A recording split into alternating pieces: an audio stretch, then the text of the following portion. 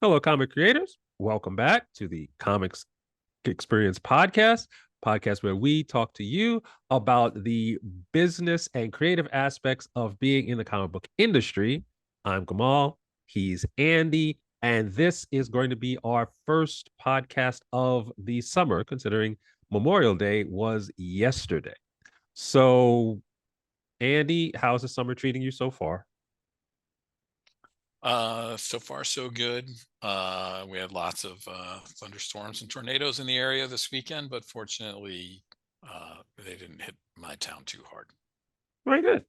Very good. Now, I'll take that. traditionally, in the American entertainment kind of cycle, the summer is the kickoff of the big budget box office kind of movie season. And this season was no different because we had some major films that released over the weekend. The problem is those movies, from a financial standpoint, did not do well. In fact, I think it's the worst Memorial Day box office for like 2 decades. And that's including, well, not including COVID because the box office was just closed. Um, and one of the big standouts in that weekend was Furiosa, which got positive critical reviews based on what I've seen so far, but the box office did not translate to that. However, we are fortunate because we have a person who actually went to the movie to see Furiosa over the weekend. Um, Andy, why did this movie not do well? I mean, you saw it. We didn't see it. I saw it. Yeah, I did see it, and I liked it. But it's it's kind of interesting because there is the difference between going and seeing a movie and then people going, well, I didn't like that movie for this reason or that reason, therefore I'm not going on repeat viewings, I'm not recommending it. But that's not what happened here, right? I mean, as you said, it's been getting good critical reviews, so like there was positive buzz going into it. Mm-hmm. The previous Mad Max movie, Fury Road, was a massive hit Yes. critically and with fans. And the character Furiosa was extremely well liked. So it sort of had the recipe of, like, you would think like there'd be excitement for this. But it's not that the movie was bad because nobody had seen it yet, really. Mm-hmm. It's just that for whatever reason, and this might be more of a marketing thing, like people were just not excited enough to carve out the time and the dollars to go see it in a movie theater. So but what was interesting to me, and one of the reasons why I kind of wanted to talk about this, is how much of the discussions about why aren't movies doing well, because the box office overall in 2024 is down 20 something percent Mm-hmm. from last year. So it's not just this weekend, like it's just people aren't going to the movies Mm-hmm. nearly as much as they were even last year. Like if this were just coming out of the pandemic like 2 years ago or whatever, then I might understand it a little bit more. But it's just interesting to see those conversations and then look at what's going on in the comics industry and seeing some similar tones and similar types of conversations that are happening there as well. But we are talking largely about a marketing issue. Like, why is it that people aren't excited enough to go to the movies? And is it similar in rationale to why people aren't as excited to buy more comics these days? Well, when I think about anecdotally what happens when I see or hear about a movie that I would be interested in, and this was a trend that was starting even before the pandemic, but now post pandemic, it is almost 100%. This is what happens. I see a movie, I go, okay, I like that movie, but I've got a really big screen in my house, and I live in New York City, which means would have to get on the train or pay for an Uber and then pay the who knows $3,000 that they charge for a movie ticket nowadays. And then I'm going to want to go to dinner, and then I'm going to want to get alcohol, and then I got to get back home, or I can wait like 3 weeks and then it'll be on a streaming service, and then I'll press a button and I'll pay a tenth of what it was to get it in, to get the movie early, and I'll see the movie and it's fine. And if I keep doing that, the pattern of behavior changes so that even if the movie is good, even if I want to see the movie, I'm not going to go see it in the movie theater because I have so many other so many other entertainment options, and B, it is not like it was in, let's say, 2010, 2015, where you might have to wait 6 months, 9 months, a year before that movie was available to see in your home. So maybe, I mean, unless you're going to the movie theaters where the seats are rumbling and there's like atmospheric stuff and it's like IMAX, or you don't necessarily have access to those kind of things in your home, then maybe yes, maybe then you go to the movies.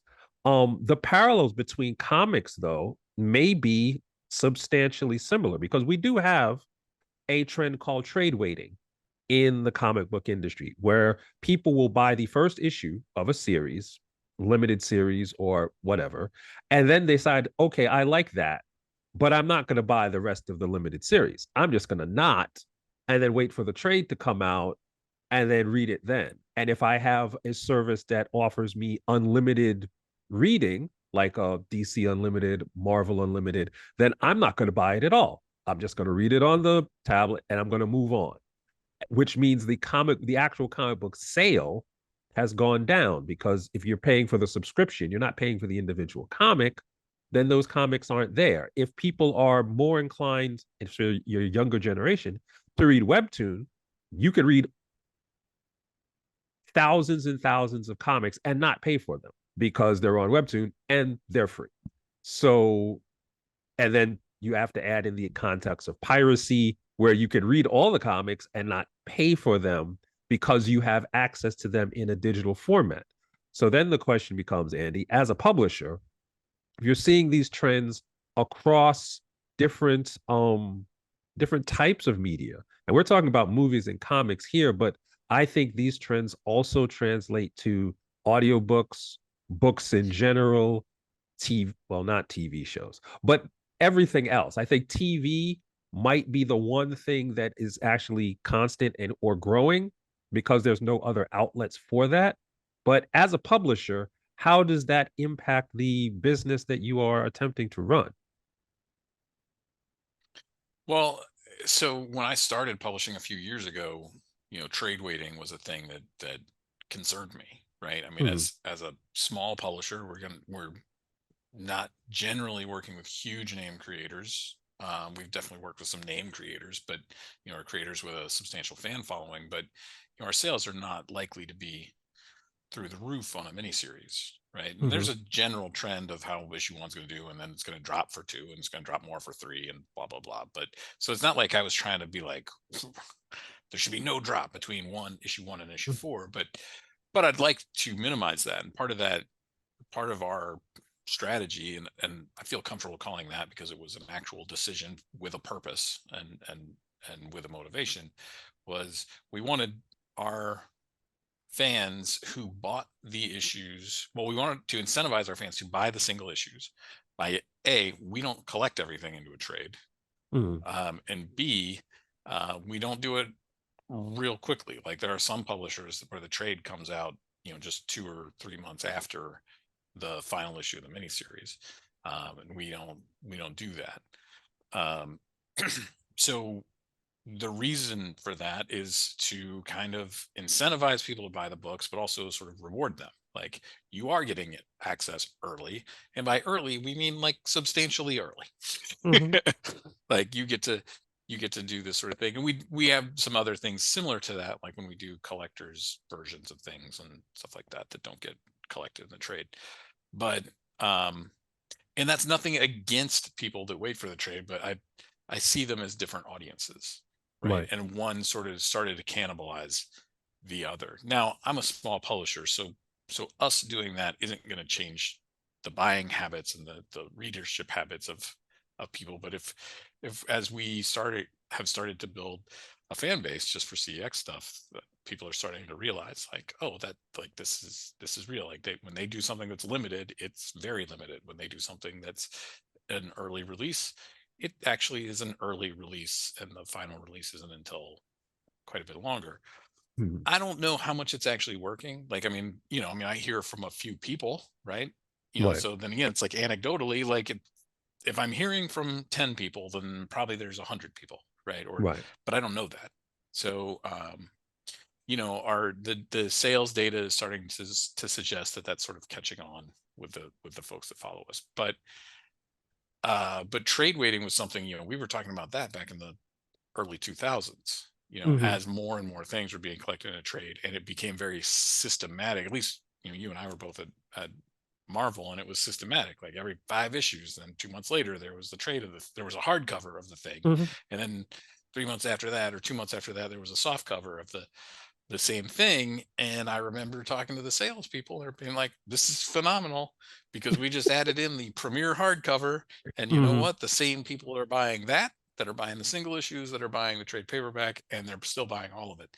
And yet, I think they milked that cow till it ran dry, which is a terrible sounding analogy. Yes, but it does make the point. I want to go back to the possible trends in film because I know that you also have people that you are working with in Hollywood. You have an agent, you Yeah. are pitching stuff from the IP that you guys have access to. Does the current trends in not just the movie industry overall, but the science fiction, fantasy, comic book related genres and the box office numbers of those films going down, is that impacting anything that you're doing on that side of the business to when you're going to pitch stuff to agents and studios to try to get things greenlit? Yeah, it does. I mean, I certainly don't don't go into a meeting now with like it's a sci-fi superhero origin story adventure. Mm-hmm. Like that's not something I would lead with. It certainly would adjust how I would pitch something, and it probably would adjust how I would structure um a story. But like if the the bottom line is that if you have a really good story and it is really well told, Mm-hmm. um and it's marketed so people check it out, um, then it generally should do well, right? I mean, that makes a lot of sense, right? If you make a thing, people know about it, they're interested enough to try it, and then they like it, they will keep liking it, right? And they will tell other people Mm-hmm. about it. So, um, but yeah, I mean, right now, uh, Hollywood's kind of a mess. I mean, they've had all of the issues that the comics space has been having. And then on top of that, they had the strikes last year. Right. So there's an additional layer of chaos Mm-hmm. that's involved, and it's really hard right now to even pitch stuff. Like the main buyers, the studios and the big producers, like they're just not buying anything right now because nothing is really doing well. I mean, from their standpoint, the things that do well are the things that are the cheapest to make because they do okay, but they were super cheap to make. Like, reality TV tends to come to mind. Like Mm-hmm. those shows are not very expensive to make. Generally, it's one location or thereabouts, and you're not paying those actors a whole lot because they're not even actors. And it's all set in this place. They film for a month, and then they've got a whole season of TV for you. So, Mm-hmm. those things tend to do well, even though they may not be doing gangbusters, but the return on the investment, even if the investment is small, is good. So things like that seem to be doing well, but there's also a whole lot of people that aren't particularly interested in that type of content. So Mm-hmm. again, you're going to build that out, then it's going to collapse, and then somebody's going to come up with something that people really like. What was interesting to me about Furiosa is I thought that if I had put a guess before the weekend, I would have thought that it would have skirted the superhero movie decline Right. because A, it's not a superhero, although there are some overlap similarities. But Yes. Mad Max in general is, it's a rated R audience, and it tends to be a more adult audience for a couple of Mm-hmm. reasons. One, it's older as a franchise, and two, it's R, and it has tended to be more sort of mature themes and that sort of stuff that certainly Fury Road seemed to really appeal to an adult audience just on sort of an adult level, without the Yes. there was a lot of violence, but not the wasn't a lot of overt sexual stuff or what have you. But Mm. it just had more mature themes, more things that interest people that tend to be a little bit on the older side. So I would have thought that there was a good chance that it would have kind of broken that trend. And I I'm not surprised it wasn't like a breakout success, or a big huge success, but I would have thought it would have done better than the $32 million over a holiday weekend that it did. Now, see, I didn't actually think about that, and it's weird because I usually consider the rating in that, but that could be a very significant aspect to why that particular film didn't do well. Because if you're talking about Memorial Day weekend. And I haven't done the research, so I don't know if this is historically accurate, but I'm pretty sure all of those huge movies over the past 20, 25 years, a lot of them have been PG-13 because then you can pack up the whole family into the car because it's the holiday weekend and the summer starting. You bring them, and if you're paying for three, four, five tickets for because you're paying for your family, that's instantly going to be a Yeah, you're multiple talking about higher. bigger box. Yeah, it's Exactly. a bigger Huge box box office office success. just because the rating is different. So maybe Furiosa, it's not a quality thing because it's not a quality thing. It's not because it was an unknown property because people knew what it was. It was that it's R. And if like, okay, I've got the family this weekend, I can't go take them to see this crazy Furiosa movie because it's R. Right. And that's a perfect segue into looking at the other movie that released this weekend, which got terrible reviews across the board. Mm-hmm. Seemingly everyone who saw it before release hated it and was like, Yes. stay away, this is terrible. But Garfield the movie, or Yes. Garfield another movie, or whatever it's called, also premiered this weekend and did almost exactly just shy of what Furiosa did. But Yep. they weren't expecting that. But my guess, and this is right along with you, is that because Furiosa was R, that benefited Garfield. Now, Garfield didn't do huge like Jurassic Park numbers, but or Jurassic Park 2 numbers, Mm-hmm. but which was a Memorial Day release.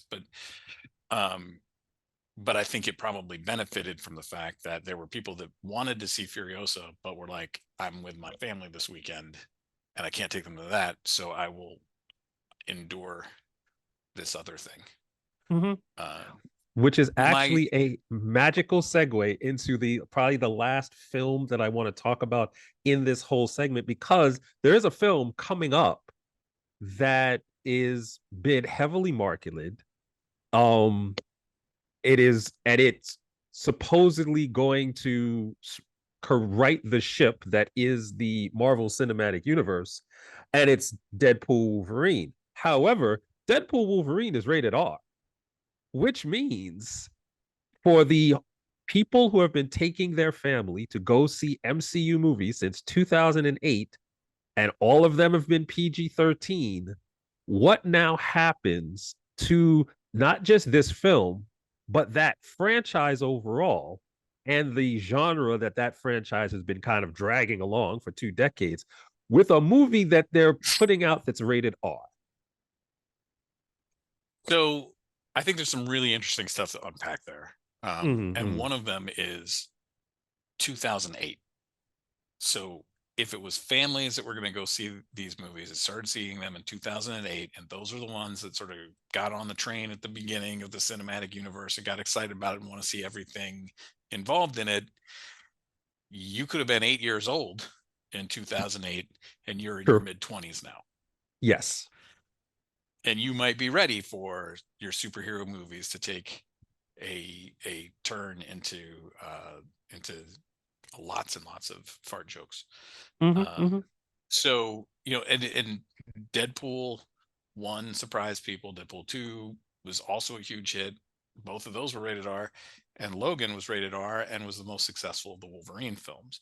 So there's clearly some sort of appetite for the Marvel heroes in that genre or maturity level. And Hmm. it's interesting because it's both like more mature and less mature at the same time. And that's sort of like Deadpool's whole thing is he captures all levels of Yes. maturity as Hmm. long as your parents are okay with you seeing an R movie. Um, but there was a trailer for that in front of Furiosa. Actually, it was the like turn your cell phones off, sort of like Hmm. bumper thing, and it was with Deadpool and Wolverine, and it was pretty funny. And that got the biggest reaction of all the trailers. It got a bigger reaction than the trailers I saw. But one of the things that has, and I think that if any superhero movie is going to buck the recent trend, it'll be that one. I really do, because there does seem to be a lot of, again, anecdotal, but the people I know seem to be very energized for it. Whereas something like X-Men 97, the cartoon that dropped on Disney Plus, which has Hmm. gotten very good reviews and very good fan response and has done very well for Disney Plus, it's one of their highest rated things. I don't think that many people were actually interested in it. Like nobody was really talking about it when it came out. And the ones that were kind of like me, and I was like, well, I like that cartoon, and like that Hmm. cartoon is bonkers crazy from the Yes. 90s. And I was like, that sounds kind of like it could be fun. Like if it captures that bonkers crazy thing, like I'll enjoy that for 20 minutes. Hmm. And it really surprised me that it was, and it did capture that in a lot of in a lot of ways, but it was also much better than I expected. But that's a different sort of thing. It'll be interesting to see too, because it's very common we talk about like a box office opening weekend, but there are very few discussions about like the long tail. Like Right. did it hold numbers well? Hmm. And my guess, and I don't know what other, I know Inside Out 2 comes out pretty soon, but Yes. other than that, I'm not sure what other family stuff is coming out. I should have looked at the calendar before hopping on here. But my guess is that Garfield will not hold its numbers Right. greatly. I think it probably did enough in this weekend for the producers to be like, more Garfield, more lasagna. um, but my guess is that Furiosa, based on good word of mouth, and I think it's getting good word of mouth, if not great. It seems like the fans don't love it as much as the critics did, but they Right. still like it. Hmm. But my guess is that Furiosa will have a decent tail, because I also think that Warner Brothers Discovery is also releasing things a little bit more slowly on Right. streaming. Like one of the things that's happened to me, I love going to the movie theater. Yeah, I still do that, obviously. Um, but one of the things that happens to me is I'm pulled in a million different directions between being, the businesses and being a dad and having to be a chauffeur. And sometimes I'll be excited for a movie, but I will legitimately just miss that like 3 week window, Right. right? Especially if it's produced by Netflix, and I'm not paying that much attention to, like I read a review this weekend for a movie called The Hitman, and it Yes. was like a glowing review, and it sounds like it might be, kind of a fun thing. Maybe my wife and I might enjoy it. And I was like, oh well, look, it's on Netflix in like 2 weeks, Hmm.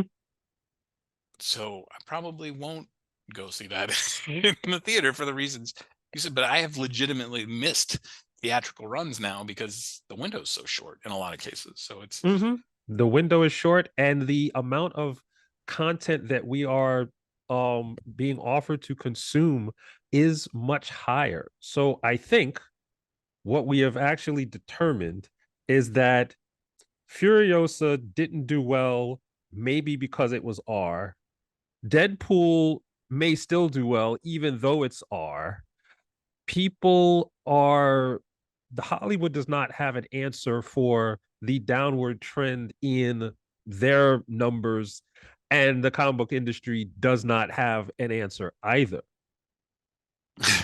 yeah. So we're all hosed. But I want to go back just to finish the thought about the long tail, Mm-hmm. because the new release schedule and how quick things go to streaming and what have you, it makes it a lot harder for a movie to be a hit with a long tail, because if it Right. doesn't hit right away, they want to push it out to streaming that much more quickly. So Mm-hmm. so a movie like, here was a movie that had a huge long tail, was also with Wolverine in it, but he sang up through the whole thing. The Greatest Showman.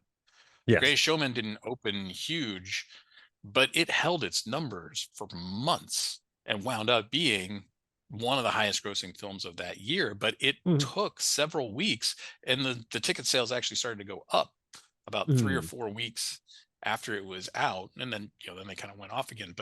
But people loved it and kept going and wanted to go and like sing along with it and stuff, and so it just carried through. And I don't know that movie would be given that opportunity today. And I mean, that movie came out in what, 2017, 2015?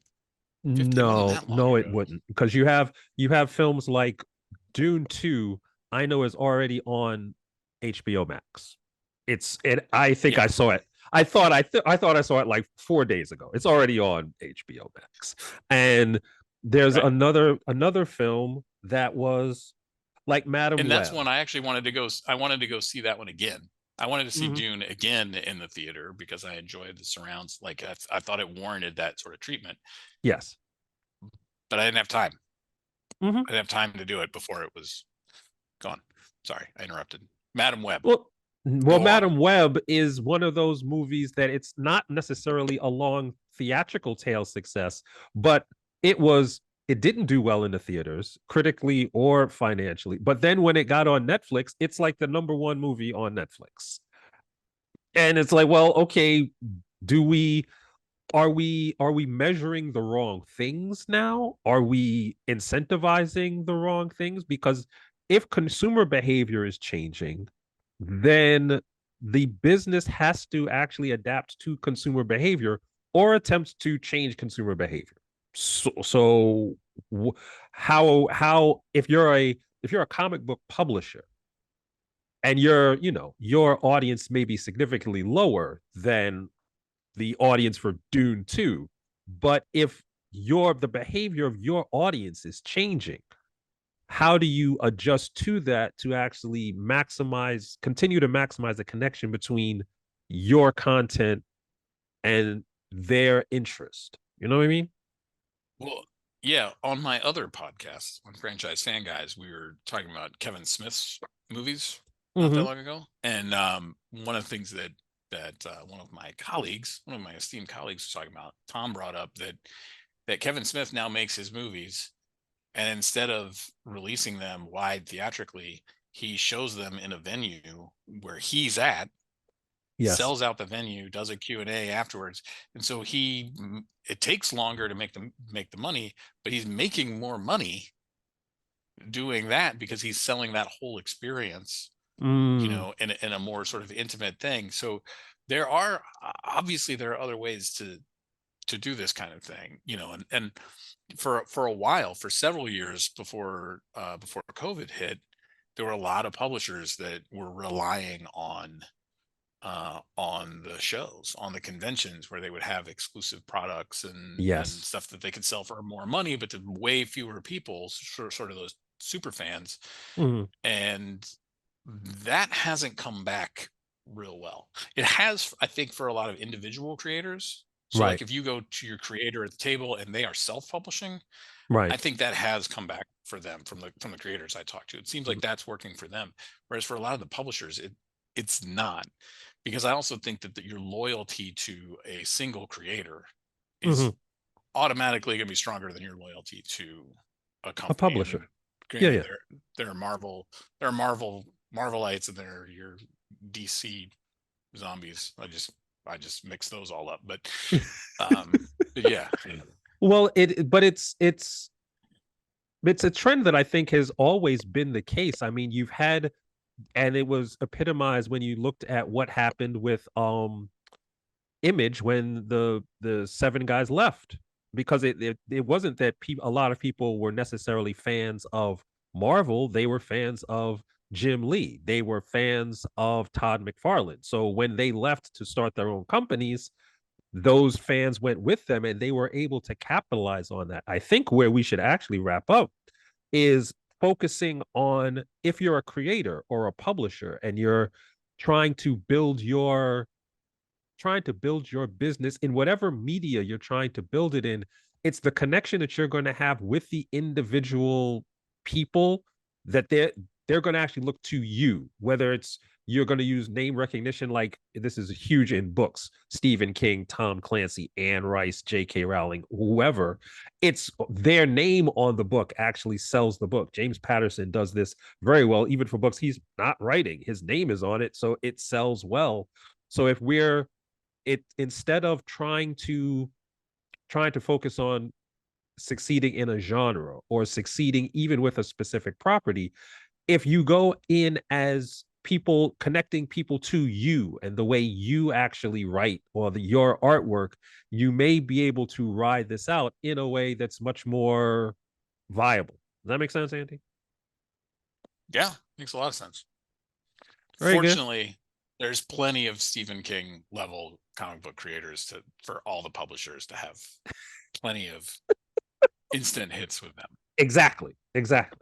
Okay. We The solved one thing, it. We just saved the comics industry. see, Just saying. see, and it only took us like 20 minutes. Um, One of the things that I wanted to point out, we started talking about movies in this episode because one of the reasons, in addition to it being Memorial Day, is that Comics Experience is going to be launching a new service very soon that is going to look at the broader entertainment industry from both a professional perspective and a pop culture perspective. So we're going to be cross pollinating a lot of discussions about film and television and video games and books and comics. Um, and we'll be trying getting people into that and announcing those things very soon. So this is going to be a taste of the type of content that we're going to have in that new service. So stay tuned for that because it's going to be huge. It will be actually happening this summer. So with that, I'm Gamal. He's Andy. We'll see you guys in a couple weeks for the Comics Experience podcast.